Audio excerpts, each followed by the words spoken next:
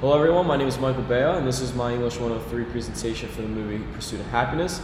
Pursuit of Happiness takes place in New York City in the year 1981, where the main character, Chris Gardner, invests his entire life savings in a new machine called the bone density scanner. He pitches quite a few sales to several doctors in hope of making a profit off of selling these machines.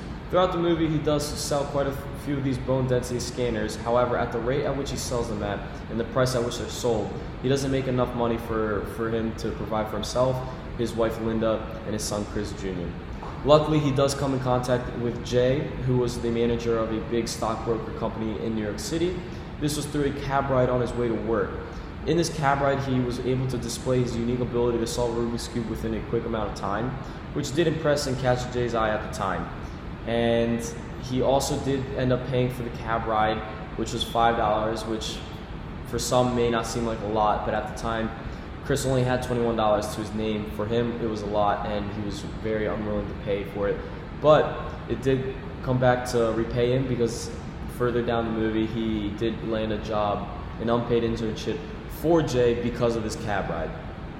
During this internship, he did face quite a few hardships. He had his wife leave him because she went to work for her sister's brother's new restaurant. He also did lose one of his scanners in a subway ride during his way to work, which is costly to him because it takes a lot for him to buy them and maintain them. Lastly, he did get evicted from his home. This was because he had a lot of unpaid taxes and backed up bills, which left him and his son homeless, and they had to resort to living in a homeless shelter for several nights. When times got tough, he actually did end up sleeping in a couple public bathrooms just to get by. However, he persevered during the internship. He found out how the company worked, what skills he needed to have, how to outperform his peers, and basically become the best employee. Because of this, he did earn a full-time job working for that company, which allowed him to become financially stable and provide for him and his son. This was his end goal. He just wanted to live his own life and be able to be happy and allow his son to live a better life than he did. In this movie, Chris Gardner is played by Will Smith. He is the father figure idol in the movie. He's very hardworking, determined, loving, caring of his son, and when things go wrong, you can look at him and he never shows a sign of weakness or failure. He keeps his feet on the ground and keeps moving forward until he reaches what he needs to reach. His son is actually played by Will Smith's real son in real life, Jaden Smith. In this movie, he's basically a symbol of hope. That's the character he represents. He's hope for the father that his son will live a better life than he does, than facing all the hardships that he had to growing up and becoming unfinancially stable and things of that sort. The wife, Linda, she plays a quite opposite role. She's the negative impact on the entire movie. She's very weak-minded and has a negative input to everything. She's very quick to abandon the family when things get rough. So it kind of supports the positive outlook of the connection the father has with his son. The main metaphor in the movie I saw was the Rubik's Cube in the taxi cab ride spoken of earlier. Now, the Rubik's Cube has 6 sides, each side representing a different life aspect of Chris. One side could be his financial state, one could be his family state, one could be his workplace, one could be his personal life, thoughts, feelings, etc. At first, the Rubik's Cube is unsolved, showing that his life is kind of falling apart. The pieces are everywhere, and he doesn't know where he's going. He quickly solves the Rubik's Cube, which shows the representation of him putting his life into place. He starts gathering bits and pieces of what he needs to do, and he's moving forward. He's bettering himself. He's bettering his life. He's helping his son. Moving on to the analysis of the movie. The movie was shot in a series of up-close personal shots of Will Smith playing Chris. It shows him in all aspects of his life. It shows him in his personal life at home with his connection with his son. He shows him just in alone time walking down the street. He's at the workplace, and he's with business meetings and business people. It shows interactions of himself and just with others in his environment. This is very detail-oriented. It's very up close and personal. This allows the watcher to connect emotionally and stay intrigued into the movie. You can actually kind of feel and think how Chris thinks in the movie.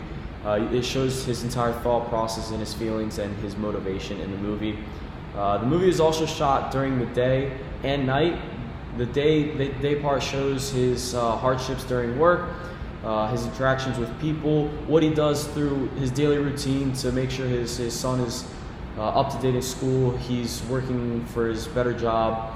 And then at night, it's kind of more important because it's kind of the extra mile he goes to persevere and better himself than everyone around him. That work at night is what had landed him the job full time, and that's the reason behind all his success. Now, attached below is a link to what I think is the most important scene of this movie. It kind of captures the overall theme. It's when Chris and Chris Jr. are playing basketball on a rooftop in New York, and Chris Jr. goes out and he's thinking big, he's thinking wild about what his basketball abilities could be in the future. However, his father goes to him and tells him that he's not going to be that great because he wasn't great himself. He's limiting of what the child can do, and immediately you can see the reaction of Chris Jr. He drops the basketball, he puts it in a bag, and he kind of just gives up.